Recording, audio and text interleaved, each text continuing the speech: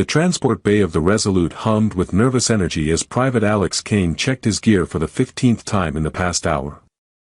Around him, veterans of the Valethra conflict shared war stories and dark jokes about their destination, their voices carrying the easy confidence of soldiers who'd survived too many battles to count. At 18 standard years, Alex was younger than some of their plasma rifles, a fact that Staff Sergeant Williams reminded him of at every opportunity.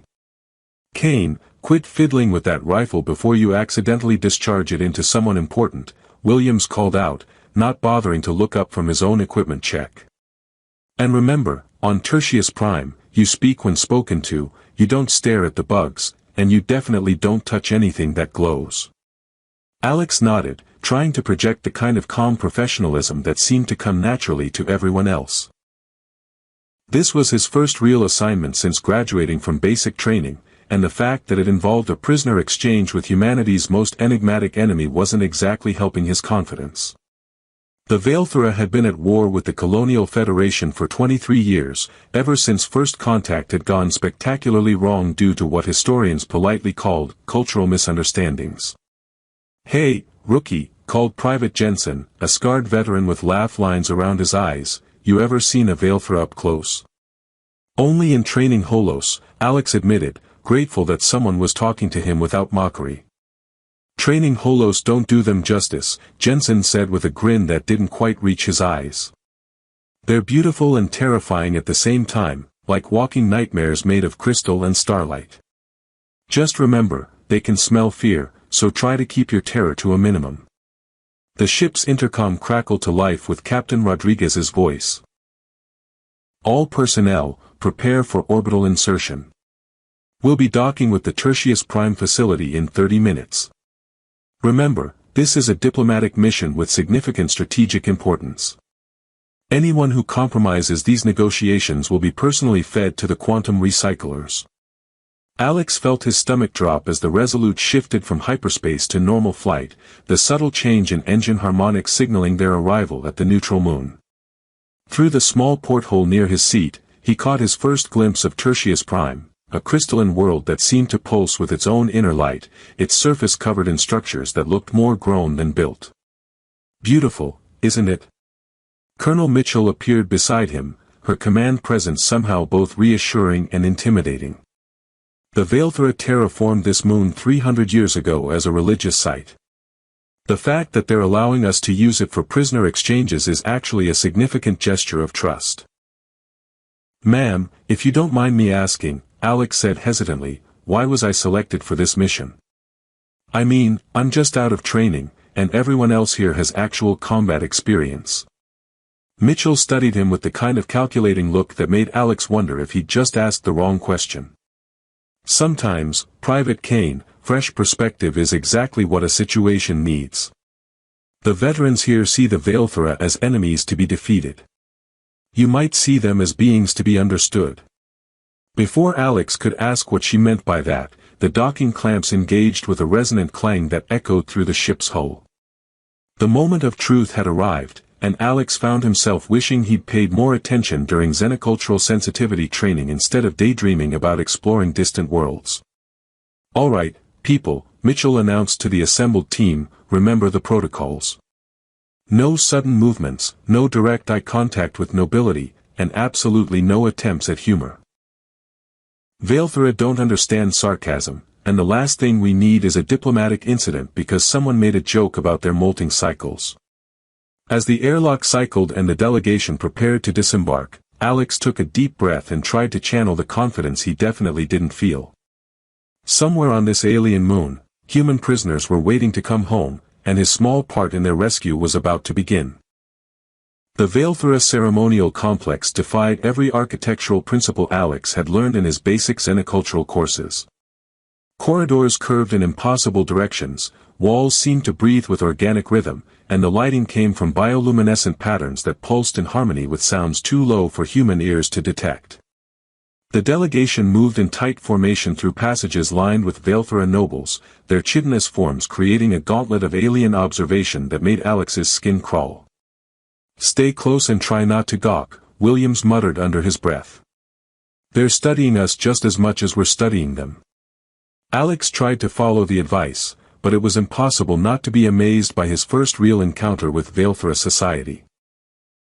The nobles varied dramatically in size and coloration, some standing barely 4 feet tall with delicate, almost crystalline features, while others towered at nearly 8 feet with massive compound eyes that tracked the human delegation's every movement.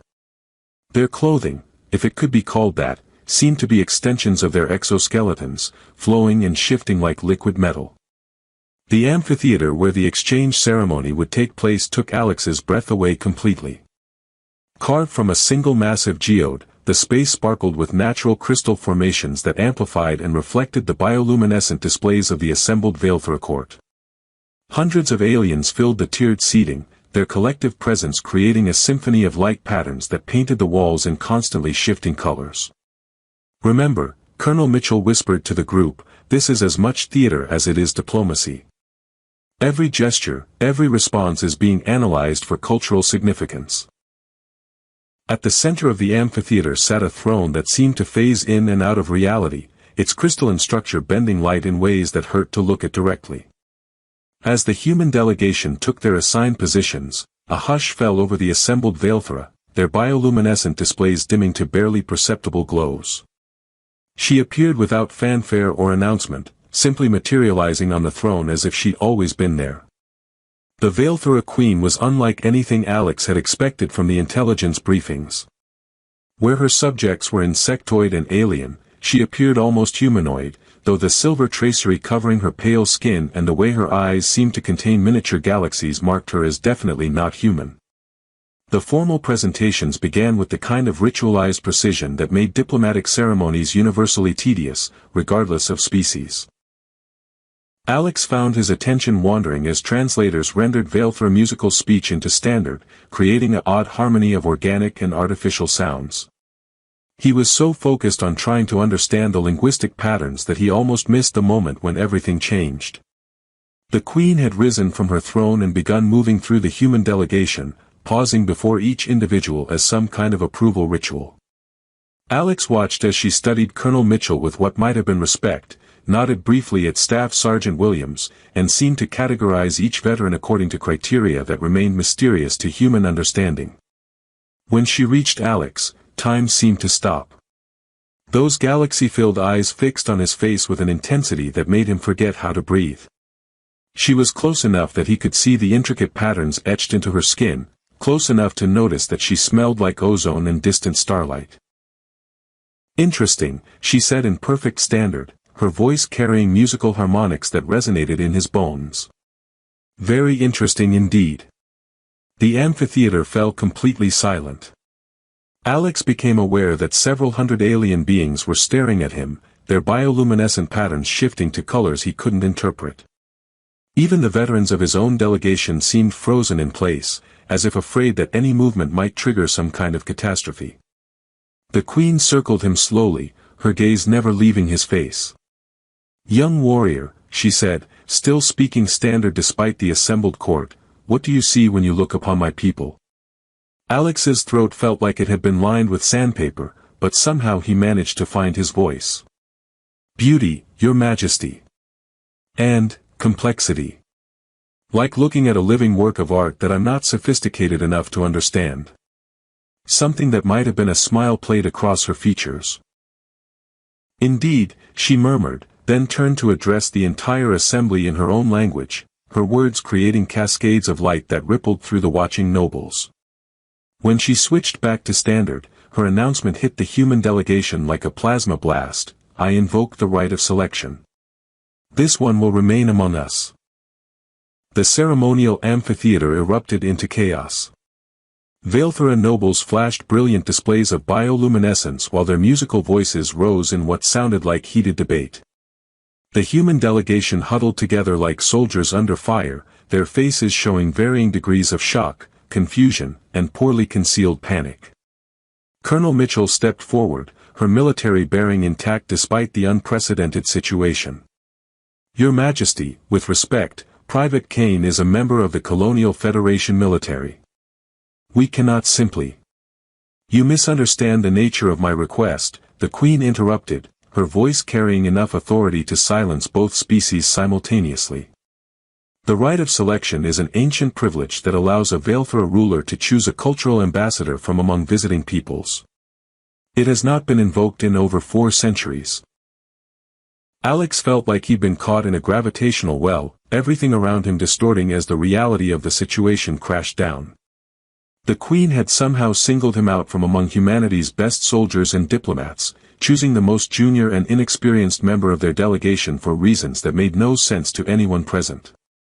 What exactly would this cultural ambassadorship entail? Mitchell asked, her tone carefully neutral despite the circumstances. The Queen's attention returned to Alex, those unsettling galaxy eyes studying him with the intensity of a scientist examining a particularly fascinating specimen. He would live among my people, learn our ways, serve as a bridge between our civilizations. The position carries significant honor and responsibility. And if he refuses? Mitchell pressed. Then he refuses, the Queen replied simply. Though such a choice would be unprecedented and potentially indicative of humanity's true feelings toward peaceful coexistence. Alex didn't need a degree in interspecies diplomacy to recognize a trap when he heard one. Refusing would be interpreted as an insult that could derail the entire peace process, but accepting meant abandoning everything he'd known for an alien civilization that had been humanity's enemy for over 2 decades. Your Majesty, Alex said, surprised by the steadiness of his own voice, may I ask why you chose me? I'm the youngest person here, the least experienced, probably the least qualified for any kind of diplomatic role. The Queen moved closer, close enough that he could see the silver patterns on her skin shifting like living circuits. Those are precisely the qualities I seek, she said softly. Your companions see us as enemies to be defeated or problems to be solved. You see us as beings to be understood. That perspective is rare among your species. How do you know what I see? Alex asked, genuinely curious despite his fear. Your thoughts are quite transparent, the Queen replied with what might have been amusement. Unlike your companions, you feel wonder rather than disgust, curiosity rather than fear. These are qualities that cannot be taught or acquired through experience. Colonel Mitchell cleared her throat diplomatically. Your Majesty, perhaps we could discuss the specific terms of this arrangement. Duration, communication protocols, conditions for return. Of course, the Queen agreed. I am not unreasonable. 1 standard year, with regular communication permitted. If the arrangement proves unsuitable for either party, termination would be mutually acceptable. The negotiations that followed felt surreal to Alex, as if his entire future was being decided by committee while he stood there trying not to hyperventilate. The Queen remained patient throughout the process, occasionally clarifying points of Valefor law or custom, but her gaze kept returning to him with that unsettling intensity. Finally, after what felt like hours of diplomatic back and forth, an agreement was reached.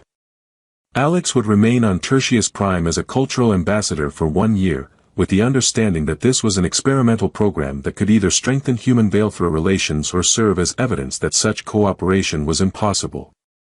Well, Kane, Staff Sergeant Williams said as the human delegation prepared to leave, you always said you wanted to see the galaxy. Guess you're getting your wish in a way none of us expected. Alex watched his squad mates file out of the amphitheater, feeling more alone than he'd ever felt in his life. The Queen approached him as the last human disappeared from sight, her presence somehow both comforting and terrifying. Come, she said gently. Let me show you your new home. The Queen's palace defied every assumption Alex had formed about alien architecture during his brief time on Tertius Prime. Where the ceremonial complex had been all crystal and organic curves, her personal domain felt almost comfortable. The corridors were sized for human proportions, the lighting was warm rather than clinical, and the furniture in his assigned quarters looked like it had been designed by someone who understood human anatomy. I had these prepared after reviewing recordings of human habitation preferences, Queen Zara explained, having insisted he use her personal name rather than formal titles. Though I confess, some of your species' requirements mystify me. Why do you need so many different surfaces for sleeping, sitting, and eating. Alex found himself laughing despite the surreal circumstances. Honestly, I'm not sure we need them. I think we just like having options. 3 months into his residency, such conversations had become routine. What had started as a terrifying assignment had evolved into something resembling a friendship, though Alex was still never quite sure where the boundaries lay. Zara was simultaneously ancient and curious, powerful beyond his comprehension yet genuinely interested in his thoughts about everything from human music to military rations. "Your species fascinates me," she admitted during one of their regular evening discussions.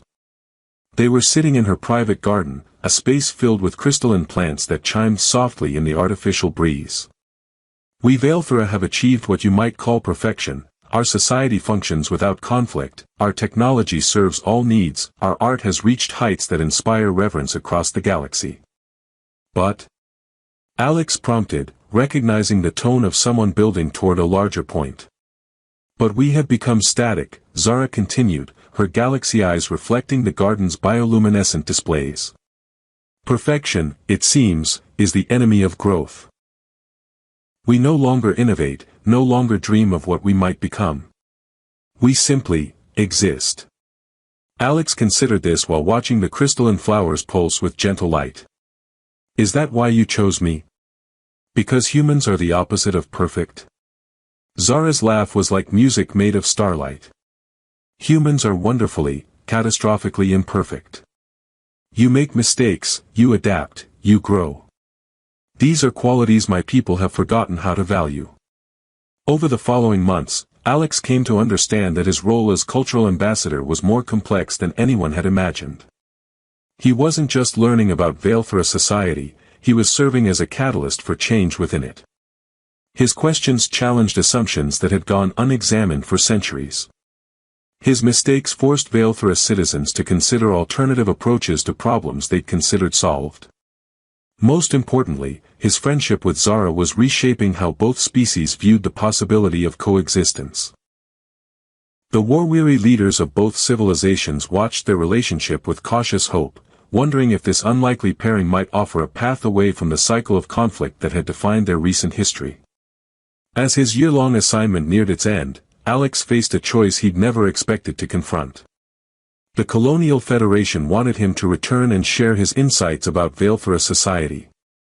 Zara had formally requested that he consider staying permanently as her advisor and partner in the gradual transformation of her civilization. "I know what I'm asking," she said during their final scheduled conversation before his departure decision. "I'm asking you to abandon your own species to help mine learn how to change." Alex looked out at the garden where they'd spent so many evenings talking about the differences and similarities between their peoples. "You're not asking me to abandon humanity," he realized.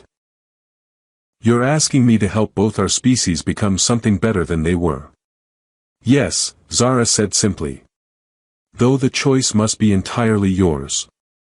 Alex thought about his squad mates back on the Resolute, about the military career he'd barely begun, about the family on Earth who were probably worried sick about his extended absence. Then he thought about the crystalline gardens, the complex beauty of Veilthra art, and the possibility that his small contribution might help prevent future generations from experiencing the war that had defined his childhood. "I'll stay," he said. "But I want regular communication with home, and I want to help establish a proper exchange program. Other humans should have the chance to see what I've seen." Zara's smile could have powered a small star.